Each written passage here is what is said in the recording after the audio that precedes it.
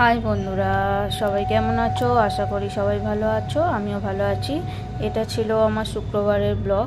দেখো, সারাদিন ধরে খালি বৃষ্টি আর বৃষ্টি হয়ে যাচ্ছে, আর 4-5 দিন ধরে খালি বৃষ্টি। যখন গরম দিচ্ছে তো গরম ভালো লাগছে না, আর যখন বৃষ্টি দিচ্ছে তো একদম পচিয়ে ছেড়ে দিচ্ছে। তো ফাইনালি আমি কি করলাম, সকালবেলা উঠে আমি এখানে চলে এলাম জলখাবার করতে। একটু বটবটি আলু ভেজে নিচ্ছিলাম, আর সাথে একটু পরোটা করে নিচ্ছিলাম। কেন, সকালটাই আমার শুরু হয় রান্নাঘর থেকে।